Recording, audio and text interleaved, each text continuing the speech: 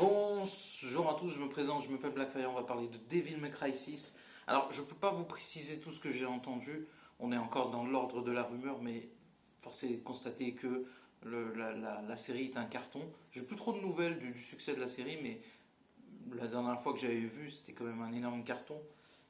Surtout que je pense que la saison 3 est non seulement confirmée, mais je pense même en développement. Mais je voulais vous parler cette fois-ci du jeu Devil May Cry 6.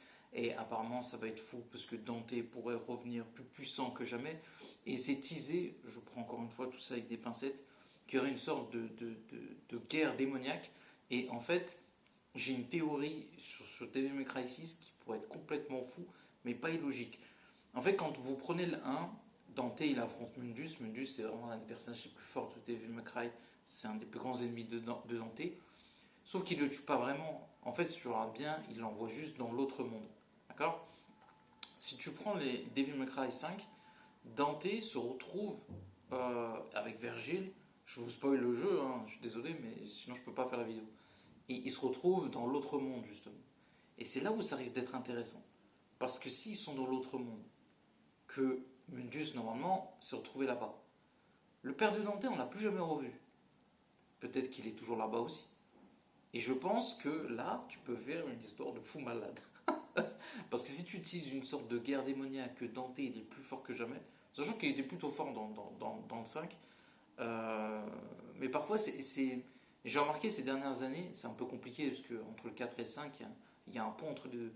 Je trouve Dante moins fort. Après, c'est assez logique parce qu'il vieillit et forcément, il y a Nero qui est en pleine bourre. Donc forcément, Dante est logiquement. C'est compliqué dans l'histoire. C'est surtout dans le 5 où ça pose parfois question. Dans le 4, tu le vois qu'il est très fort, mais tu sens qu'à la fin du jeu, et les gens vont comprendre que quand il y a un gros monstre, Dante commence à fatiguer. Et même quand il affronte Nero, tu sens qu'il est plus full power. Voilà, tu sens qu'il a un adversaire en face. Ce qui est très intéressant dans l'histoire d'ailleurs. Moi, c'est ce que je reprochais peut-être à un certain moment, peut-être dans les deux premiers, mais surtout dans le 2, c'est-à-dire que Dante, même si c'était stylé, mais il était trop fort.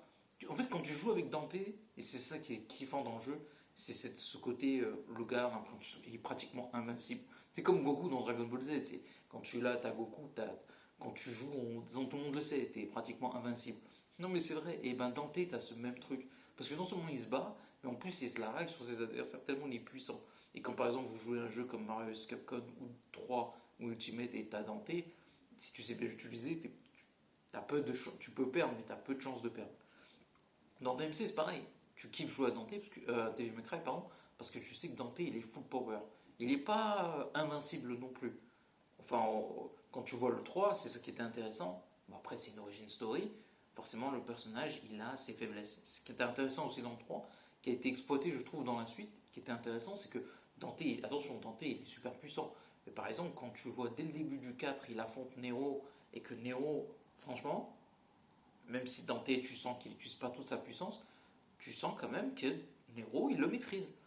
Et après, quand tu regardes la suite des événements, le match retour, Dante il gagne, mais il souffre, parce que Nero est super fort. Et quand il affronte l'un des big boss du jeu, qui est le Sauveur, ou Savior, on va dire en anglais, pareil, il n'arrive pas à le battre. Mais c'est ça qui est intéressant. Après, peut-être s'il utilise vraiment toute sa puissance, je sais pas.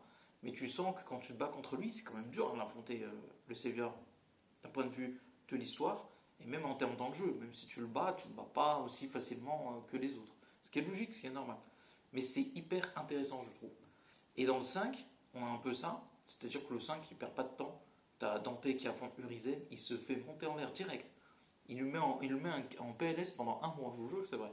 Après, quand tu réutilises Dante, il a un gameplay de fou, complexe et intéressant, mais super fou parce qu'il démonte tout le monde.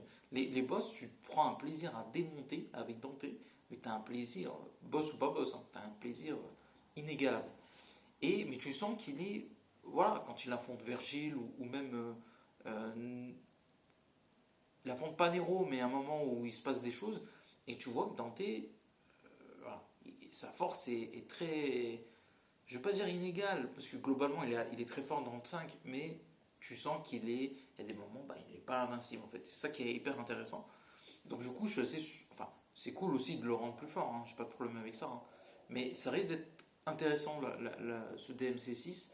Et je vois bien un retour de Mundus et de Spider, parce que son père, il a quand même disparu depuis le premier jeu. Et en fait, au fur et à mesure que les jeux avancent, il est teasé de fou. Il est teasé dans le 1, c'est logique.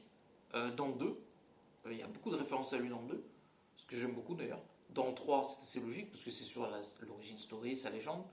Bon, là, ça fait 3 jeux. Le 4, t'as quand même des gens qui vouent un culte à Sparda. Et d'ailleurs, c'est intéressant parce que, au lieu de faciliter un peu cette idolâtrie, le 4 il fait un truc hyper pertinent. Il dit, mais en fait, ces mecs qui font ça, c'est des tarés, c'est une secte. C'est ce que je trouvais intéressant en fait dans le jeu aussi. Je trouve que c'est super cool, on en parle pas beaucoup, mais l'idée de se dire que, en fait, vénérer quelqu'un ou une statue ou quelqu'un, peu importe qui c'est, bah, c'est quelque chose de mauvais. Et le 4 le fait très bien, j'ai beaucoup apprécié ça dans le 4. Dans le 5 légèrement aussi, parce qu'il y a un truc très familial. Donc logiquement, on devrait voir son père, ce que j'espère, dans le 6, et en plus avoir du gameplay du père de Dante. Non seulement ce serait très cool, ce serait hyper intéressant, et ce serait bien aussi de pouvoir utiliser aussi Lady Trish, surtout que si on est entre la PS5 et la PS6, je suis désolé, on peut utiliser 5-6 personnages. Je pense que c'est possible sans forcément que Dante ou Virgile ou Nero soient en dessous. Hein. Je pense que ça demande du travail, c'est pas faux, mais ça peut être hyper cool à faire avec, j'espère, au moins une bonne vingtaine de missions. C'est pas mal. Déjà. Ce serait vraiment très très cool. Et je pense que ce DMC6, je pense qu'il va arriver peut-être pas tout de suite, mais je vois bien, allez, 2028-2030, je pense que le remake, si ça a commencé en 2025, je pense que le jeu pourrait sortir, on pourrait avoir une annonce prochainement, et je pense que le jeu pourrait sortir 2027-2028, et ce serait exceptionnel. Donc voilà, n'oubliez pas de commenter, liker la vidéo.